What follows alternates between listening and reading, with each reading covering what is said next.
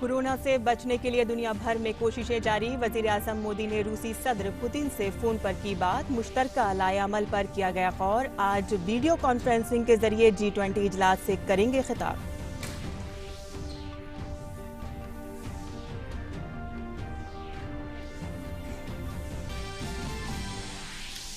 वजीर-ए-आजम मोदी ने लोगों से 21 दिन के लॉकडाउन पर संजीदगी से अमल करने को कहा। वाराणसी के लोगों से वीडियो कॉन्फ्रेंसिंग के जरिए की बात।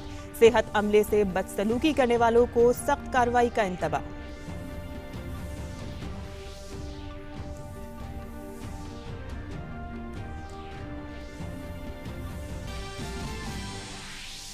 लॉकडाउन के दौरान जरूरी अशिया की फरहामी के लिए मरकज और रियासतों ने उठाए कदम। वजारत दाखिला ने ई कॉमर्स कंपनियों के साथ मीटिंग करके मदद की कराई यकीन दहानी।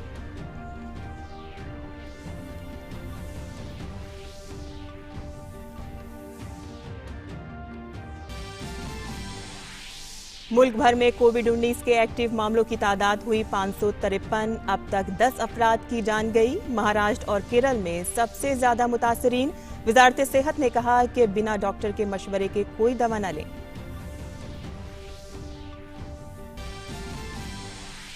कोरोना वायरस के खिलाफ दुनिया भर में जंग जारी। स्पेन में हलाकतों की तादाद चीन से ज्यादा हुई। ब्रितानवी शहजादे चार्ल्स भी हुए वायरस से मुतासिर।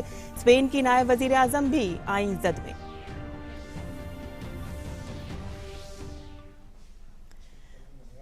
आदाब नाज़रीन, खबरनामे में आपका इस्तकबाल है। मैं हूं साइमा खान। अब खबरें तफसील से। कोरोना वायरस की वबा से पैदा सूरत हाल पर वजीर आजम नरेंद्र मोदी और रूस के सदर व्लादिमीर पुतिन ने टेलीफोन पर बातचीत की है।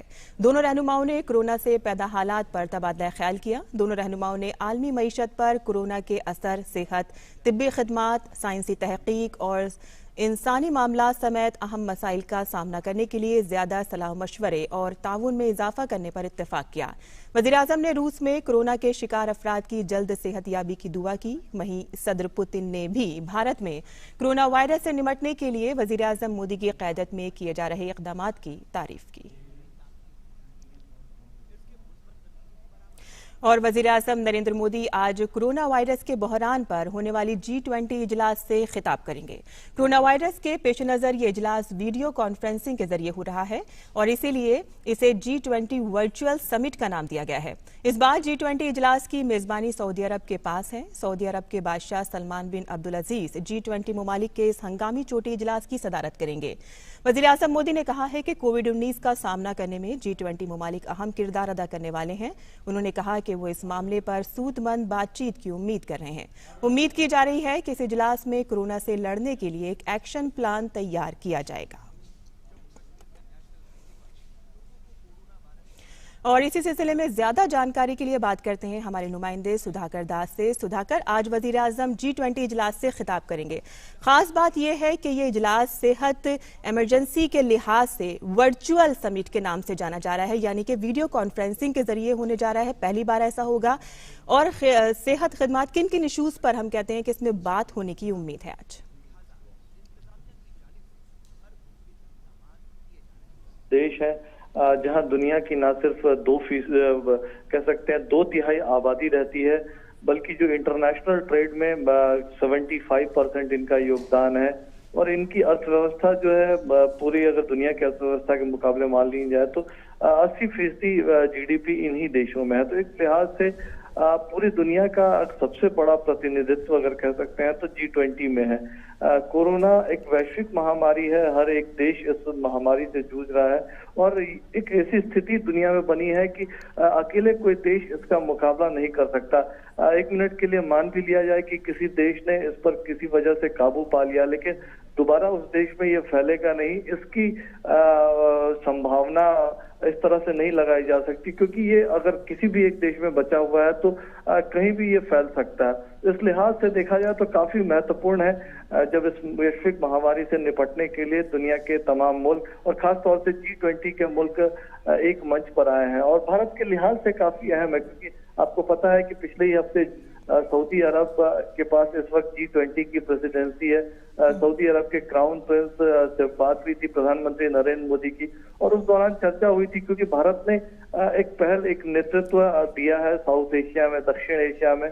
हमने देखा कि जैसे किस तरह से सार्क देशों का एक वर्चुअल समिट इस मसले को लेकर बुलाया गया और सार्क देश आपस में किस तरह से साझेदारी कर रहे हैं, एक दूसरे की ताकत का फायदा उठा रहे हैं, एक दूसरे का हाथ थामे हुए हैं। एक तरह से प्रधानमंत्री ने एक रास्ता दिखाया था सार्क देशों के सम्मेलन के जरिए। उसके बाद ये G20 का एक वर्चुअल समिट बुलाया जा रहा है और निश्चित तौर पर काफी अहम है, क्योंकि G20 के सारे प्रतिनिधि इस बैठक में मौजूद नहीं रहेंगे। इसके अलावा जो कई देश हैं, इनवाइटेड देश हैं, सिंगापुर हो, स्विट्जरलैंड हो, जॉर्डन हो, इस तरह के तमाम मुल्क भी इसमें शिरकत कर रहे हैं। लेकिन साथ ही साथ चाहे विश्व बैंक हो, IMF हो, विश्व स्वास्थ्य संगठन हो, संयुक्त राष्ट्र संघ हो, अफ्रीकन यूनियन हो, आसियान हो, इस तरह के जो तमाम दुनिया के जो तमाम बड़े संगठन है एक साथ एक ही मंच पर आएंगे, इकट्ठा होंगे। कह सकते हैं कि एक बहुत बड़ी जरूरत है इस वक्त पूरी दुनिया को, क्योंकि सबसे बड़ा जो नुकसान पहुंचा है इस वैश्विक महामारी के चलते वो अर्थव्यवस्था को पहुंच रहा है। तमाम देशों की अर्थव्यवस्था को खासा नुकसान पहुंचा है लॉकडाउन की वजह से, और या अन्य जो एक दूसरे देशों के बीच आवाजाही बंद है, इन वजहों से। ऐसे में एक क्या कोऑर्डिनेटेड एफर्ट G20 के मुल्कों की तरफ से हो सकता है? एक ह्यूमैनिटेरियन असिस्टेंस, मानवीय मदद क्या G20 के देश दे सकते हैं? एक दूसरे का हाथ किस तरह से G20 के देश थाम सकते हैं? देखिए अमेरिका हो, यूरोप हो, जो विकसित अर्थव्यवस्थाएं भी हैं, बुरी तरह से इस वैश्विक महामारी से जूझ रही हैं। तो ऐसे में जो कुछ मुल्क इसको अभी तक कंटेन करने में सफल रहे हैं, भारत जैसे मुल्कों का उदाहरण है। हमको पता है कि प्रधानमंत्री नरेंद्र मोदी किस तरह से नेतृत्व दे रहे हैं। भारत में 21 दिन के लॉकडाउन की घोषणा की गई है और सोशल डिस्टेंसिंग जो सबसे महत्वपूर्ण औजार इस पूरे मामले में बना है। और प्रधानमंत्री जिस शिद्दत के साथ न सिर्फ देश के भीतर बल्कि दक्षिण एशिया में, और हमको पता है कि G20 की बैठक से पहले चाहे ब्रिटेन के प्रधानमंत्री हो, ऑस्ट्रेलिया के प्रधानमंत्री हो, कई अन्य देशों के, इजराइल के प्रधानमंत्री, तमाम लोगों ने प्रधानमंत्री से बातचीत की थी, उनसे एक नेतृत्व की अपील की थी। और ऐसे में भारत की एक बहुत ही महत्वपूर्ण भूमिका है, गहरी भूमिका है। और भारत क्या कुछ इस बैठक में, इस मंच पर कहता है, प्रधानमंत्री क्या कुछ कहते हैं, वो काफी अहम रहेगा। और हमको पता है कि हेल्थ सिक्योरिटी को लेकर प्रधानमंत्री कितने चिंतित हैं और कितने बड़े कदम उठा रहे हैं। साइना जी, सुधाकर, जैसे कि आपने सार्क समिट की बात की, जिसमें वीडियो कॉन्फ्रेंसिंग के जरिए बातचीत हुई और काफ़ी सूदमंद रही और काफ़ी कामयाब रही, जिसमें सेहत खिदमात को लेकर काफ़ी कदम उठाए गए हैं। तो इस सिलसिले में क्या आपको लगता है, इक्तिसादी तौर पर आपने कहा कि बहुत दुनिया भर में बहुत बहरान होता जा रहा है, क्या आज की समिट के अंदर ऐसा कुछ लायामल एक्शन प्लान कुछ तैयार करने की उम्मीद है इस तरह की? जी बिल्कुल, देखिए दूसरा कोई विकल्प भी नहीं है साइमा, और ये तमाम देश मानते हैं, समझते हैं। और खास तौर से भारत एक विकासशील देश होने के बावजूद भी एक बड़े व्यापक तौर पे नेतृत्व कर रहा है और एक तरह से उदाहरण भी है। इस मामले में अगर देखा जाए तो खास तौर से एक साथ एकजुट होकर मिलकर ये लड़ाई करना जरूरी है, क्योंकि हमको पता है कि अकेले अगर ये कोई देश मुकाबला कर भी ले, कुछ दिन के लिए इस चुनौती पर भी काबू पा ले, लेकिन उसके ऊपर दोबारा ये खतरा नहीं आएगा, ये मुमकिन तौर पर नहीं कहा जा सकता। तो ऐसे में, क्योंकि देखिए इस पर विश्व स्वास्थ्य संगठन हो, चाहे विश्व बैंक हो, IMF हो, और खास तौर से उन मुल्कों की मदद की ज्यादा जरूरत है। 197 देशों में दुनिया भर में ये फैल चुका है। उन मुल्कों की जो गरीब मुल्क है, जिनके पास संसाधन कम है, कैपेसिटी कम है, ट्रेनिंग की जरूरत हो सकती है, उनको अन्य आर्थिक मदद की जरूरत हो सकती है, उनको एक रास्ते की जरूरत हो सकती है। तो कैसे साथ मिलकर एक कोशिश की जाए, क्या कोई कोष बनाया जा सकता है ह्यूमैनिटेरियन असिस्टेंस के लिए, जो एसेंशियल सप्लाईज है, चाहे खाद्य वस्तुओं की हो, मेडिकल इक्विपमेंट्स की हो, मेडिकल टेक्सटाइल, तमाम चीजों की जो जरूरी चीजें हैं, उनकी जो आवाजाही जो है उसको मुकम्मल तौर पर कायम किया जा सकता है। ये तमाम ऐसे विषय होंगे और हर देश क्या अपनी भूमिका देख रहा है इस वैश्विक महामारी के वक्त में। और हमको पता है कि विश्व युद्ध के बाद एक तरह से सबसे बड़ी क्राइसिस से पूरी दुनिया गुजर रही है। 4 लाख से ज्यादा लोग इससे पीड़ित हो चुके हैं, करीब 20,000 लोगों की मौत हो चुकी है। और एक पॉजिटिव, एक जो आशा की किरण है उसमें, जिसका जिक्र भी प्रधानमंत्री ने किया था, वो है कि करीब 1 लाख से ज्यादा लोग ऐसे ठीक भी हुए हैं। तो ऐसा नहीं है कि सारी नेगेटिविटी है, निराशा है।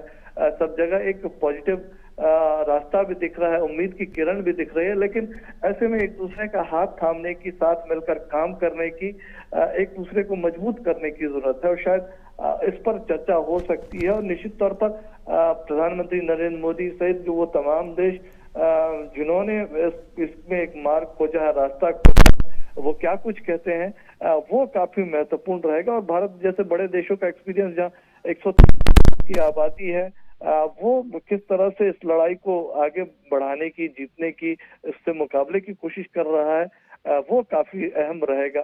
और सार्क का जो एक छोटा सा उदाहरण है, वैश्विक स्तर पर इसको क्या रेप्लिकेट किया जा सकता है, उसकी चर्चा हो सकती है। उसके एक्सपीरियंस प्रधानमंत्री साझा कर सकते हैं। इस लिहाज से काफी महत्वपूर्ण है। और कोई ना कोई, मुझे जरूर लगता है कि एक एक्शन प्लान यहाँ से इस एक्स्ट्रा ऑर्डिनरी वर्चुअल समिट से निकल सकता है। सही ना? सुधाकर, ये तो आपने आलमी सतह की बात की, आपने सही कहा कि 130 करोड़ की आबादी है और इस वबा से जंग भी लड़नी है। सरकार यहाँ मुल्क में किस तरह के कदम उठाए जा रहे हैं सेहत खिदमत को लेकर? जी देखिए, काफी अहम है। अब भारत की अगर आप बात देखें तो पिछले सिर्फ आज या कल या पिछले 1 हफ्ते के कदमों की बात नहीं है। पिछले 2-2.5 महीनों में जो कदम उठाए हैं गए हैं, उसकी वजह से भारत जैसे इतने बड़े देश में अभी भी हमने इसको एक तरह से कंटेन करके रखा। और प्रधानमंत्री नरेंद्र मोदी जैसा खुद वो लगातार इस चीज को लेकर एक तरह से नेतृत्व कर रहे हैं। वो पर्सनली तमाम चीजों की मॉनिटरिंग कर रहे हैं। तमाम जो बड़े निर्णय इसको लेकर हो सकते हैं, और सबको साथ मिलकर, चाहे राज्यों के मुख्यमंत्रियों के साथ बातचीत का मसला हो, या फिर एक तरह से जो हर एक सेक्टर से वो लगातार संवाद कर रहे हैं। कल उन्होंने डॉक्टर्स, मेडिकल प्रोफेशनल्स के साथ बातचीत की थी। उससे पहले दवा विक्रेताओं, निर्माताओं के साथ बातचीत हुई थी।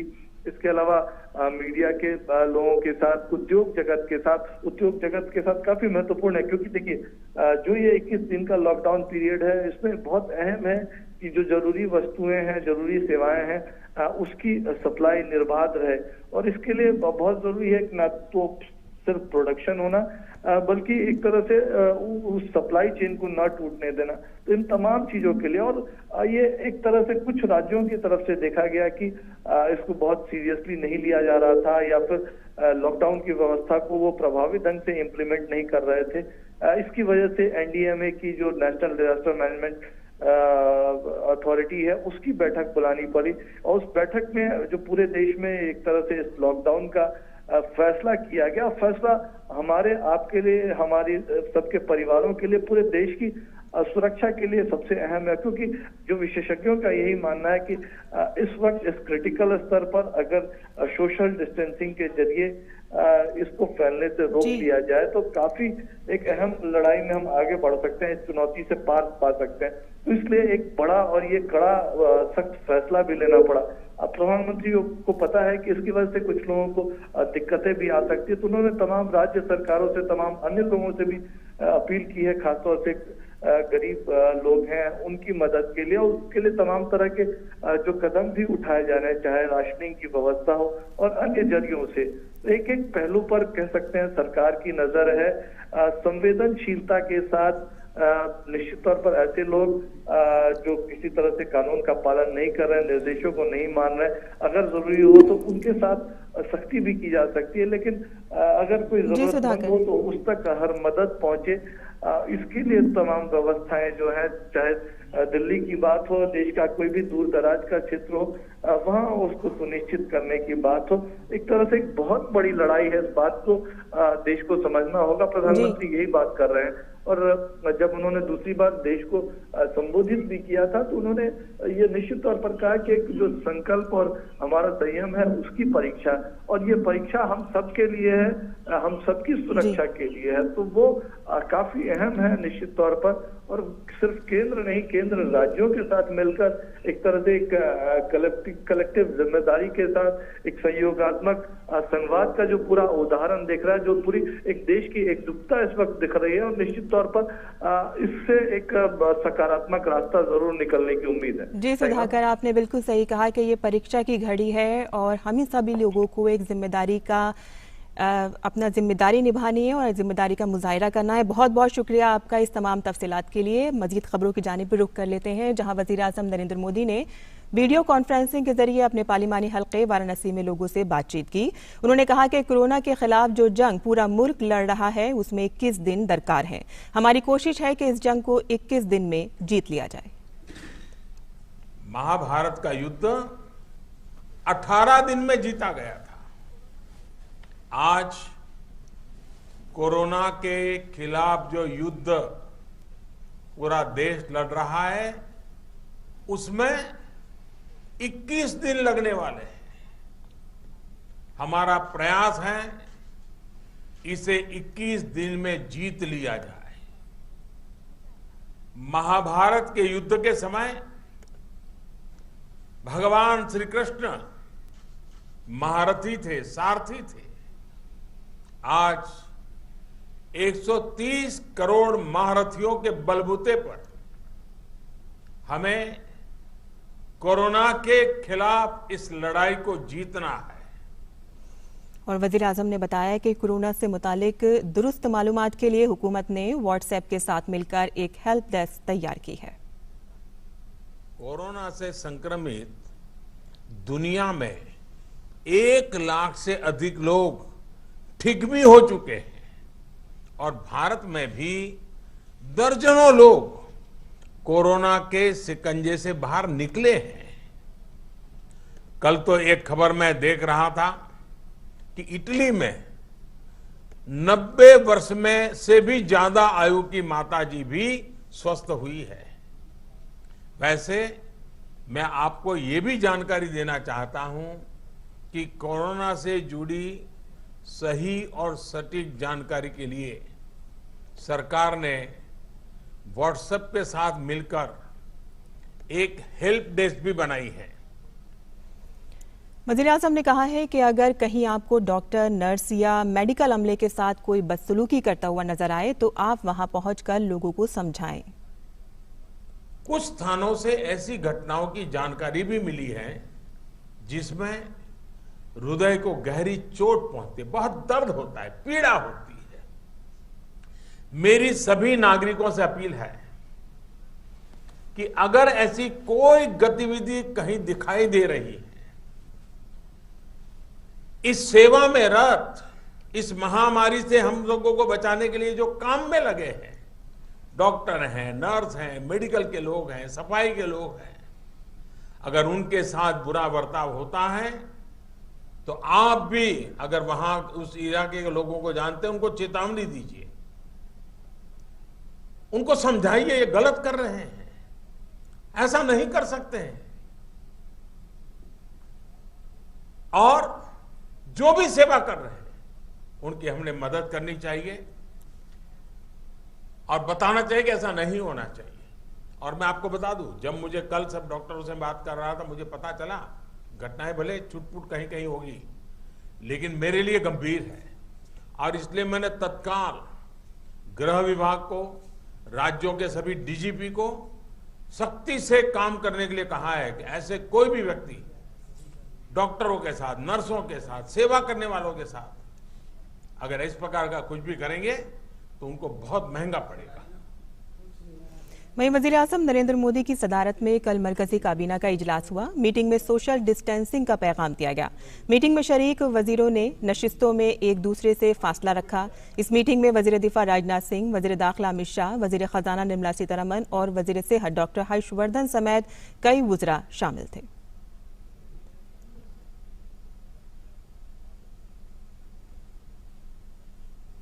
और काबीना के इजलास के बारे में मरकजी वजीर प्रकाश जावड़ेकर ने बताया कि वजीर आजम के जरिए 21 दिन के लॉकडाउन के ऐलान से कोरोना के खतरे से निपटने में मदद मिलेगी। उन्होंने लोगों से अपील की है कि वो हिदायत पर अमल रखें और खुद को महफूज रखें। मरकजी वजीर प्रकाश जावड़ेकर ने कहा कि समाजी फासला बनाकर ही कोरोना के खतरे का मुकाबला किया जा सकता है और लोग इसके इन्फेक्शन से बच सकते हैं। प्रकाश जावड़ेकर ने लोगों से अपील की है कि वो अफवाहों पर ध्यान न दें। अफवाहों पर विश्वास न करें। क्योंकि ऐसे समय इतनी अफवाहें फैलती है, इतने विभिन्न फोटो आते हैं, वो इस देश के है कि नहीं ये भी पता नहीं चलता। लेकिन इस तरह से बहुत सारी अफवाहें उठती है, उस पर विश्वास न करें। इसके लिए सही जानकारी के लिए स्वास्थ्य मंत्रालय ने जो उनका डैशबोर्ड है mohfw.gov.in वो शुरू किया है, ऑलरेडी अच्छा चल रहा है। सारी जानकारी लेटेस्ट हर घंटे की जानकारी मिलती है और आपके कुछ सवाल होंगे तो उसका भी जवाब मिलता है। और प्रकाश जावड़ेकर ने बताया कि कोविड-19 के लिए तमाम रियासतों में हेल्पलाइन नंबर जारी करने का अमल जारी है। कोविड-19 के बारे में दिल्ली में वुज़रा के ग्रुप का इजलास हुआ। इस दौरान कोविड-19 से निपटने के लिए उठाए गए इक़दामात का जायजा लिया गया। मीटिंग में सोशल डिस्टेंसिंग का ख्याल रखा गया और लोग 1 मीटर के फासले से बैठे। मीटिंग के बाद वज़ीर सेहत के ज्वाइंट सेक्रेटरी लव अग्रवाल ने सोशल डिस्टेंसिंग पर जोर दिया और लोगों को मशवरा दिया कि वो घरों में रहें। मरकजी हुकूमत ने कहा है कि निजी लैबों में उन ज़ाब्तों पर अमल करना होगा जो सरकारी लैब जांच के लिए अपना रहे हैं। 118 सरकारी लैब्स हैं जहां पर कि हमारी टेस्टिंग फैसिलिटीज अवेलेबल हैं और इसके तहत हम आज देश में करीब 12,000 सैंपल्स प्रतिदिन करने के लिए तैयार हैं। इसके साथ ही एडिक्वेट जोग्राफिकल अवेलेबिलिटी के लिए हमने प्राइवेट लैब्स को, जो कि NABL एक्रेडिटेड लैब्स हैं, उनको भी हमने कवर किया है। अब तक 29 लैब चेन्स को इसकी परमिशन दी जा चुकी है और उन लैब चेन के अंडर में अभी अप्रॉक्सीमेटली 16,000 कलेक्शन सेंटर्स हैं, तो जिसके द्वारा भी जो हम कलेक्शन कर पाएंगे और जल्दी से जल्दी ये सर्विसेज प्रोवाइड कर पाएंगे। जो भी ये लैब्स हैं इनको ICMR की जो गाइडलाइंस हैं और जो सैंपल कलेक्शंस के जो नॉर्म्स हैं कि किस किस आदमी का सैंपल कलेक्ट होना चाहिए, किस किस आदमी की टेस्टिंग होनी चाहिए, ये सारे नॉर्म्स इन लैब्स को फॉलो करने हैं। साथ ही इससे पहले भी आपको बताया गया है कि एक दवाई जो है हाइड्रोक्सिल क्लोरोक्वीन, वह दवाई हमने 2 पर्टिकुलर केसेस के लिए ही अलाउ की है, जो कि प्रोफाइलैक्सिस के रूप में काम करेगी, जो केवल दी जा सकती है हेल्थ केयर वर्कर्स जो कि सस्पेक्टेड या कंफर्म केसेस से डील कर रहे हैं या उन कंफर्म केसेस में जिनमें कि जो उनके फर्स्ट कांटेक्ट है उनको दी जा सकती है। यहाँ मैं फिर से आप लोगों की दृष्टि में लाना चाहूँगा कि जो ये परमिशन दी गई है, प्लीज़ इसको इन लोगों के अलावा इस दवाई को कोई ना लें। ये डायरेक्शन बड़ी टेक्निकली डिफाइंड डायरेक्शंस हैं, इसका पूर्णतः अमल हो। और रियासतों से कहा गया है कि वो इस बात को यकीनी बनाएं कि ज़रूरी अशिया की फराहमी मुतासर ना हो। और वजारत सेहत ने बताया है कि कोरोना के कम्युनिटी में फैलने का वाक़या पेश नहीं आया है। एम्स के डायरेक्टर डॉक्टर रणदीप गुलेरिया ने लोगों को सलाह दी है कि वो अपने घरों में रहें और हाथों की सफाई पर खास तवज्जो दें। उन्होंने योग और अंदर रहने पर खास जोर दिया। घर के अंदर एक एरिया बना लें जहाँ पे आप घूम के वॉक कर सकते हो। दूसरा important issue is mental health. इसमें ये बहुत ज़रूरी है कि हम लोगों से सोशलाइज करें, घर के और जो परिवार के लोग हैं उनके साथ इकट्ठे बैठ के बात करें। कुछ इंडोर गेम्स खेल सकते हो, कार्ड्स हैं तो कार्ड्स खेल सकते हो, इकट्ठे बैठ के कोई टीवी पे मूवी देख सकते हो। इस टाइप के कई एक्टिविटीज़ कर सकते हो जिससे आप सोशलाइज भी कर लें। ज़्यादा हुआ तो अपने दोस्तों के साथ फ़ोन पे बात कर सकते हो, चैट कर सकते हो, जिससे आप अपने आप को बिजी भी रखो, मेंटली स्ट्रांग रखो और इस 21 दिन में फिजिकली और मेंटली स्ट्रांग रहो। योगा जो है वो आप सुबह उठ के सब लोगों को योगा करना चाहिए, मेडिटेशन करना चाहिए। ये हमारे जो मन में योग कोरोना के बारे में और सोचने से जो परेशानी है वो भी कम होगी। अब हमारी ब्रीदिंग से हमारी लंग की कैपेसिटी भी बढ़ेगी और ओवरऑल पॉजिटिविटी भी शरीर में आएगी। और कोरोना की वजह से लॉकडाउन के दरमियान जयपुर में आज सुबह हालात का जायजा लिया हमारे नुमाइंदे विशाल ने। मैं इस वक्त जयपुर के बनी पार्क इलाके में हूँ और सुबह के 7 बजे ये एक दूध अमूल का कियोस्क है, आप देख सकते हैं। यहाँ पर लोग आए हैं, वो अपनी ज़रूरत की चीज़ें ले रहे हैं। पैनिक बिल्कुल भी नहीं है और आज काफ़ी चेंज देखने को मिल रहा है। जैसे कि आप देख सकते हैं ज़्यादा भीड़ भाड़ नहीं है। यहाँ पर दुकान पर उन्होंने एक बैरिकेड टाइप से लगा रखा है ताकि आप सोशल डिस्टेंस बना कर रखें और सोशल डिस्टेंसिंग के ज़रिए आप अपनी ज़रूरत की चीज़ों को ले सकते हैं। आप देख सकते हैं अभी सुबह 7 बजे है, मौसम ज़रूर कुछ ख़राब है, रात से बारिश हुई है, आंधी जैसा माहौल है, बावजूद इसके लोग निकल रहे हैं और ज़्यादा भीड़ भाड़ नहीं हो रही है, लेकिन आ रहे हैं डिसिप्लिन के साथ, अपनी चीज़ों को ख़रीद रहे हैं। एसेंशियल आइटम्स हैं जैसे दूध है उसको यहाँ पर आके खरीद रहे हैं। विशाल बरिस्टो, टीडी न्यूज़, जयपुर। तो सरकार बार बार कह रही है कि ज़रूरी अशिया की फरहमी की कोई रुकावट नहीं होगी, कोई परेशानी नहीं होगी और लोगों को पैनिक होने की ज़रूरत नहीं है। उसी का जायज़ा लिया हमारे नुमाइंदे विशाल ने। वहीं रेलवे ने मुसाफिर ट्रेनों की मनसूखी 14 अप्रैल तक बढ़ा दी है। याद रहे कि 22 मार्च की आधी रात से 31 मार्च तक मुल्क भर में मुसाफिर रेल खदमात रोकने का ऐलान किया गया था। ये फैसला वज़ीर-ए-आज़म के जरिए मुल्क में 21 दिन के लॉकडाउन के ऐलान के पेश नज़र किया गया है। ज़रूरी अशिया की फरहमी यकीनी बनाने के लिए मालगाड़ियाँ चलती रहेंगी। और कोविड-19 के पेश नज़र मरकजी हुकूमत ने मुल्क के तमाम टोल प्लाजों पर टोल वसूल करने का काम आर्जी तौर पर रोक दिया है। सड़क ट्रांसपोर्ट और कौमी शाहराहों के मरकजी वज़ीर नितिन गडकरी ने ट्वीट करके बताया है कि इससे हंगामी खदमात की फराहमी में तेज़ी आएगी और वक्त बचेगा। उन्होंने कहा कि सड़कों की मरम्मत का काम जारी रहेगा और टोल प्लाजों पर हंगामी वसाइल पहले ही की तरह मौजूद रहेंगे। और दाखिला सेक्रेटरी अजय भल्ला ने DPIIT ताजिरों और ई-कॉमर्स कंपनियों के साथ लंबी बातचीत की। मीटिंग में ज़रूरी चीज़ों की मुल्क भर में बिला रुकावट फराहमी को यकीनी बनाने पर बातचीत की गई। मुख्तलिफ रियासतों में ई-कॉमर्स कंपनियों के डिलीवरी स्टाफ के साथ पुलिस के जरिए की गई बदसलूकी पर भी मीटिंग में गौर किया गया। मीटिंग में छोटे ताजिरों की तंजीम कैट के नुमाइंदे भी शरीक हुए। कैट ने एक बयान में कहा है कि लॉकडाउन की सूरत में ज़रूरी अशिया की बिला रुकावट फराहमी बहुत ज़रूरी है और लॉकडाउन की वजह से ई-कॉमर्स कंपनियों को पेश आ रही दिक्कतों के बारे में दिल्ली पुलिस ने कहा है कि इस सिलसिले में पेश आ रहे मसाइल को दूर किया जाएगा। पुलिस के तर्जुमान मनदीप सिंह रंधावा ने कहा है कि ई-कॉमर्स कंपनियों को सप्लाई में पेश आ रही दिक्कत दूर करने के लिए उन्हें ई-पास जारी किए जाएंगे।